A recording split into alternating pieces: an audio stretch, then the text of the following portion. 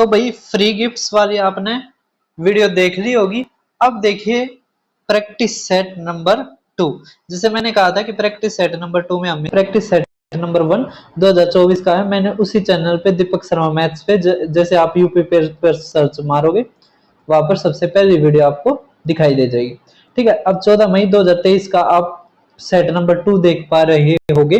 तो अब ये क्वेश्चन अच्छा आया हुआ है। ठीक है, हम क्वेश्चन शुरू करते हैं। अब इसकी पीडीएफ आपको मेरे टेलीग्राम पे मिल जाएगी, मैं आगे बताता हूँ कहाँ पर क्या है। देखो क्या रखे कि 11 प्रेक्षण आरोही क्रम में व्यवस्थित है, यदि सम और विषम स्थानों पर प्रेक्षणों के समांतर मध्य 10 और 9 है तो 11 प्रेक्षकों का माध्य क्या है। अब एक चीज समझिए, हमें 11 ऑब्जर्वेशन दे रखी है। अब ना मान्या 11 ऑब्जर्वेशन असेंडिंग ऑर्डर में इस तरह है कि पहले x1 है, फिर x2 है, फिर x3 है। ठीक है, इस तरह हमारी x11 है। ठीक है, अब इसमें क्या रखा सम, तो सम होगी तो सम में क्या होगी x2 x4 x6 x8 x10। तो ये कितनी होगी टोटल 5 होगी। ठीक है, जैसे 10 को 2 से भाग करोगे 5 हो गया। और ओड की क्या होगी x1 x3 x5। ठीक है, ये कितनी हो जाएंगी हमारी 6, x11 तक ये 6। ठीक है, अब टोटल संख्या होगी ये 6। ठीक है, जबकि इसमें कह रखा है कि जो औसत है मतलब मीन अरिथमेटिक मीन है E1 का वो कितना है 10। ठीक है, अगर E1 का औसत 10 है तो गुणा में 10 कर देंगे तो हमारा टोटल संख्या आ जाएगी, मतलब कि x2 x4 x10 इन सब का जोड़ कितना आ जाएगा 50। ठीक है, वही कह रखा है अगर ओड का कितना है औसत 9 तो गुणा में 9 करेंगे तो इसकी भी टोटल सम आ जाएगा, ओड का कितना आ जाएगा 54। ठीक है, जोड़ दो कितना आ गया 114, मतलब कि x1 x2 x3 इन x11 तक इन सब संख्याओं का जोड़ कितना है 114। अब कह रखा है आपको मीन बताइए, तो 11 से भाग दे देंगे। ठीक है, ये 10 आएगा। ठीक है, तो हमारा क्या आ जाएगा 9। ठीक है, फिर 5। ठीक है, फिर पॉइंट। ठीक है, फिर 4। ठीक है, 44 आ गया 60, तो ये फिर 5, तो 9.45 हमारा आंसर। ठीक है, देखो कितने पास में दे रखा है, सभी को समझ में आ गया। आसान क्वेश्चन था, कुछ नहीं था।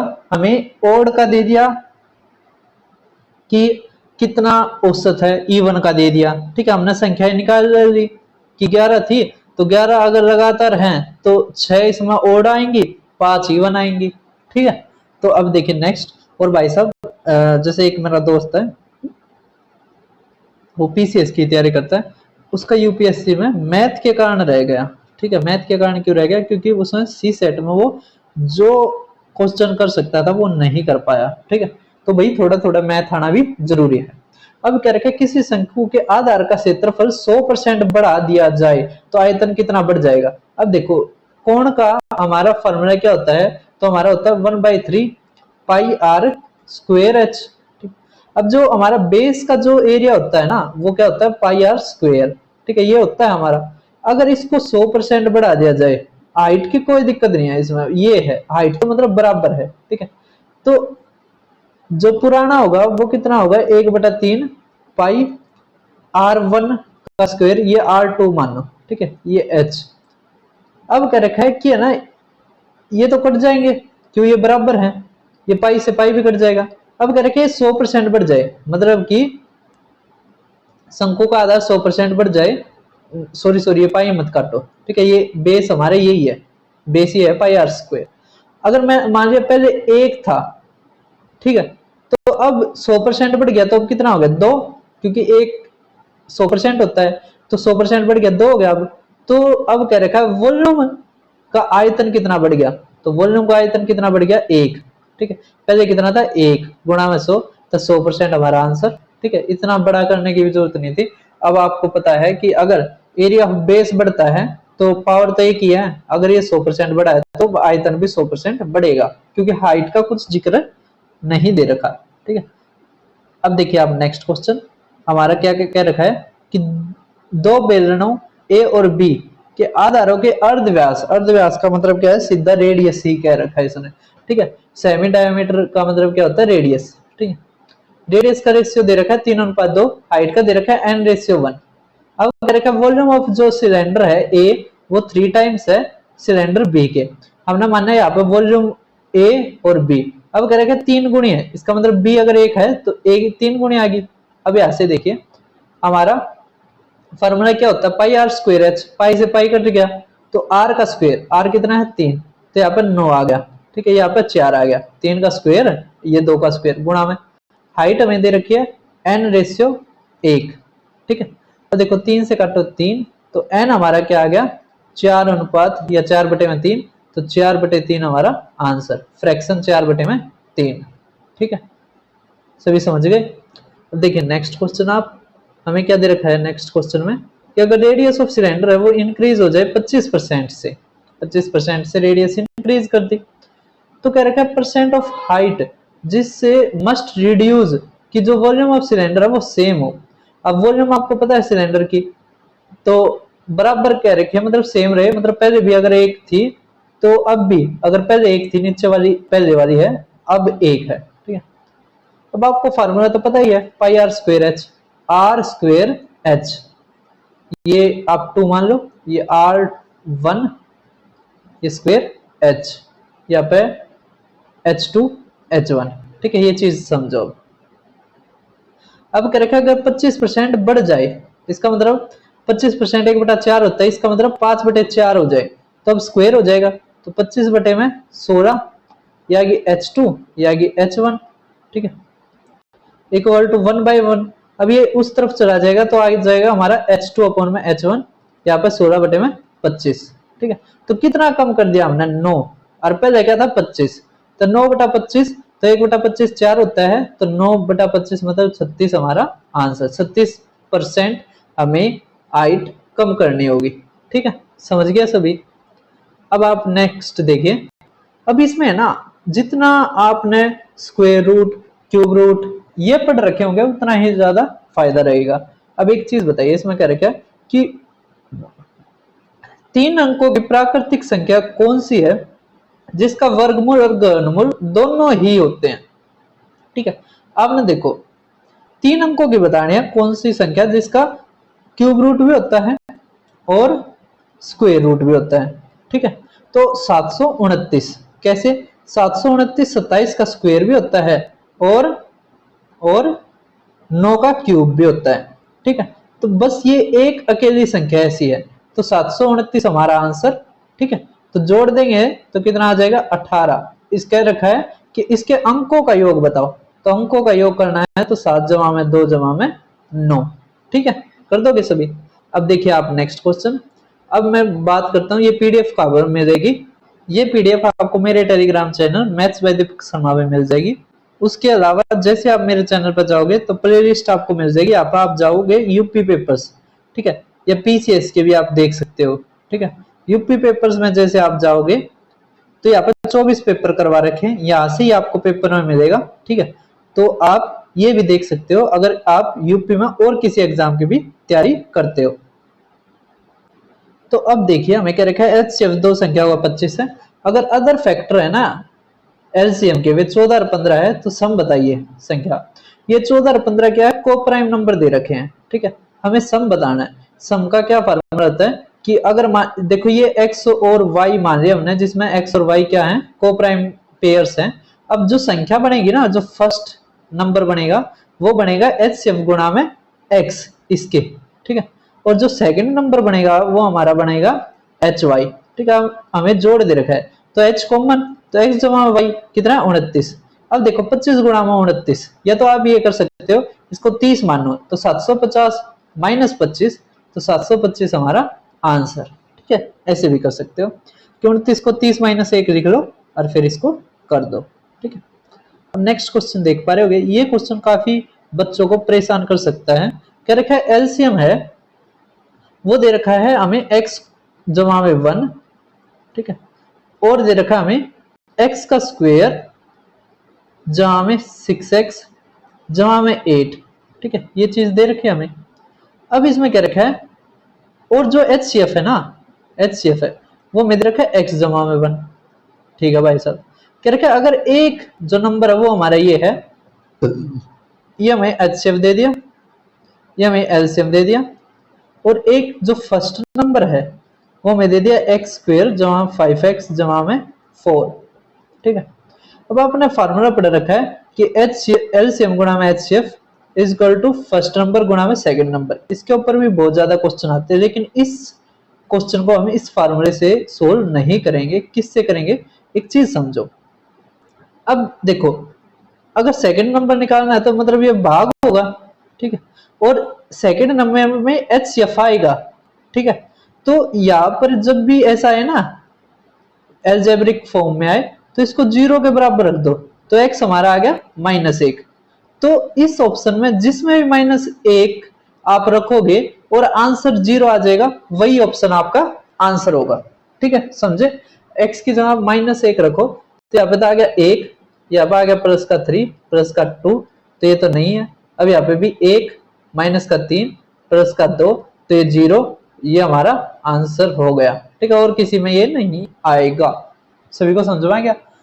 एक दूसरा मेथड ये है कि आप इन दोनों की गुणा करो और इससे भाग दो। ठीक है, अब कितना मुश्किल बन गया ये। ठीक है, कर दोगे। अब देखिए आप नेक्स्ट क्वेश्चन हमें दे रखा है, प्रॉफिट एंड लॉस का क्वेश्चन देख पा रहे होगे। क्या रखा है, अगर 30 कलम बेचने के बाद विक्रेता को 10 कलमों के विक्रय मूल्य के बराबर लाभ होता है तो आप लाभ प्रतिशत बताइए।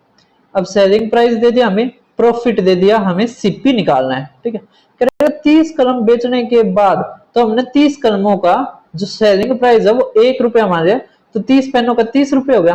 प्रॉफिट कह रखा है 10 पेनों के सेलिंग प्राइस के बराबर, तो अगर एक पेन 10 रुपए का तो 10 पेन कितने के हो गए, 10 के।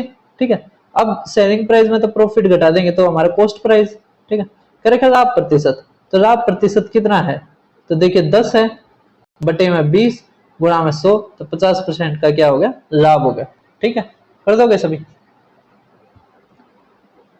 अब देखिए नेक्स्ट क्या रखा है, एक ये काफी अच्छा क्वेश्चन है। क्या रखा है, दो डॉग हैं जो अपोजिट डायरेक्शन में एक सर्कुलर पाथ जिसकी डायमीटर 7 है दौड़ते हैं। ठीक है, स्पीड 2.5 मीटर पर सेकंड और 3 मीटर पर सेकंड। कह रहे कितना टाइम में वो अपने मैक्सिमम डिस्टेंस पे आ जाएंगे। मैक्सिमम का मतलब क्या है, अपोजिट आ जाएंगे। ठीक है, जैसे यहाँ से यहाँ तक मानो आप, ये जैसे ये क्या आ जाएगा, डायमीटर पे होंगे। ये असली बात ये है, डायमीटर पे होंगे और ये अपोजिट भागने लग रहे हैं। क्या भागने लग रहे हैं, अपोजिट। ठीक है, अब हमें दे दिया कि जो ये सर्कल है ना इसका 7 मीटर व्यास है, तो इसका मतलब रेडियस हमारी कितनी होगी, 3.5। अब यहाँ से 2πr लगा लो, या वो जो याद करते हैं 7 44 154, उससे कर लो कि आधा है तो ये 22 आ जाएगी हमारे। इसकी सरकमफेरेंस कितनी आ जाएगी, 22 सेंटीमीटर इसकी सरकमफेरेंस। अब मैक्सिमम डिस्टेंस जब होगी जब ये आधी दूरी पार कर लेंगे, मतलब 11 किलोमीटर 11 सेंटीमीटर सॉरी 11 मीटर। ठीक है, अब ये अपोजिट डायरेक्शन में है तो रिलेटिव स्पीड इन दोनों का जोड़, ताकि हमारा 5.5 मीटर पर सेकंड। अब ये इस तरफ ऊपर चला जाएगा तो कितना आ जाएगा हमारा 2, तो 2 सेकंड में ये अपनी मैक्सिमम डिस्टेंस पे होंगे या मैक्सिमम दूरी पे होंगे। ठीक है, सभी कुछ समझ पा रहे हैं। अब देखिए नेक्स्ट क्वेश्चन आप, अभी हमें दे रखा है कि अगर एक्स आदमी किसी काम को 40 दिन में करते हैं, एक्स आदमी किसी काम को 40 दिन में करते हैं, यदि 5 आदमी एक्स्ट्रा मिल जाए, मतलब एक्स जमा 5 मिल जाए तो 10 दिन बच जाते हैं। अगर पहले 40 दिन में कर रहे थे, अब 10 दिन बच गए, इसका मतलब 30 दिन में कर रहे हैं, तो काम तो बराबर है ना, काम तो क्या है, बराबर है। तो यहाँ से करेंगे तो 30x, ये 40x, तो आ गया हमारा 10x। क्या आ गया हमारा 10x। यहाँ पर कितना आ गया हमारा 5 गुणा में 30, तो x आ गया हमारा 15। अब 15 आदमी एक काम को 40 दिन में करते हैं तो टोटल काम क्या आ गया, 15 गुणा में 40 करके 30 पुरुष इस कार्य को कितने दिनों में पूरा करेंगे, तो बट्टे में 30। ठीक है, तो क्या आ जाएगा 20 दिन, तो 20 दिन हमारा आंसर। ठीक है, कर दोगे सभी। अब देखिए नेक्स्ट हमारा क्या रखा, 3 संख्याएं एक 3 अनुपात 4 अनुपात 5 के अनुपात में है, यदि उनका एचसीएफ और एलसीएम 40 और 2400 है तो बड़ी संख्या बताओ। अब कुछ नहीं है, जब भी संख्या है तो HCF गुणा में ये XYZ, तो बड़ा कौन सा है Z, मतलब 5, तो 40 गुणा में 5 200 हमारा आंसर। ठीक है, क्या ये मुश्किल है इस सवाल में। अब देखिए आप नेक्स्ट क्वेश्चन हमारा क्या रखा है, 140 मीटर लंबी एक ट्रेन 60 किलोमीटर प्रति घंटे की चाल से चल रही है और एक बिल्ली उसी दिशा में ट्रेन के समांतर इतनी चाल से दौड़ रही है, तो ट्रेन बिल्ली को कितनी करेगी। तो बिल्ली हो, आदमी हो, खंबा हो, तो वो अपनी दूरी को पार करते हैं, मतलब 140। ठीक है, अब क्या रखा है कि सेम डायरेक्शन है, सेम डायरेक्शन है तो इसका क्या है डिफरेंस, तो तो कितना आ जाएगा, 60 में से 18 गए तो 42। ठीक है, तो 14 तिया 42, ओ सॉरी सॉरी सॉरी, किलोमीटर प्रति घंटा ना 42, अरे वो 140, तो इसको किलोमीटर प्रति घंटा को हम मीटर पर सेकंड में बदलेंगे, तो 5/18। ठीक है, तो 6×18, 6×7=42, 7 से काटेंगे तो 20, 5 से काटेंगे 4, तो ये ऊपर चला जाएगा, तो कितना आ गया 12 सेकंड, तो 12 सेकंड में ये ट्रेन बिल्ली को पार कर देगी। ठीक है, अब देखिए अब नेक्स्ट क्वेश्चन हमारा, तो ये हमारा लास्ट क्वेश्चन है, इसको हम कैसे करेंगे, बहुत ही आसान है। ठीक है, देखो इसमें दे रखा हमें, पहले एक बार क्वेश्चन को देखो, क्या क्वेश्चन हमें दे रखा है, यहाँ पर सही तरह नहीं दिखाई दे रहा हुआ, तो हमें दे रखा है a प्लस में b इक्वल टू, हमें दे रखा है a अपॉन में b प्लस में b अपॉन में a। ठीक है, तो हमें क्या रखा, फाइंड a स्क्वेयर प्लस में b स्क्वेयर। ठीक, ये फाइंड करना आपने। तो अब एक चीज देखिए, यहाँ पर हम a और b के कुछ वैल्यू मान लेते हैं, अगर हम a और b की एक एक वैल्यू रखें, ठीक है, एक एक वैल्यू मानने, तो यहाँ पे आ गया 2 इक्वल टू में 1/1, 1/1, यहाँ पे भी 2, इसका मतलब हमारा ये अजम्पशन ठीक है, तो हम यहाँ पे एक एक रखेंगे तो 2 हमारा आंसर। ठीक है, तो इस क्वेश्चन को हम आसानी से कर सकते हैं। अब जो आपने होमवर्क के लिए क्वेश्चन है वो देखिए, अब आपके में ये टाइप का क्वेश्चन पूछा जा सकता है, ये हमारा IBSCIU में आया था, बताइए कितने नंबर प्राइम नंबर हैं जो 333 और 346 के बीच में हैं। ठीक है, ये आपने क्वेश्चन सोल्व करना है, इसकी वीडियो भी मैंने अपने दीपक शर्मा मैथ्स पर IB वाली प्लेलिस्ट में डाल रखी है। ठीक है, तो फिर मिलते हैं किसी और वीडियो में, वरना ये जो नया चैनल है इस पे भी मैंने डाल रखा है प्राइम नंबर्स के नाम से, तो ये भी आप सर्च कर सकते हैं।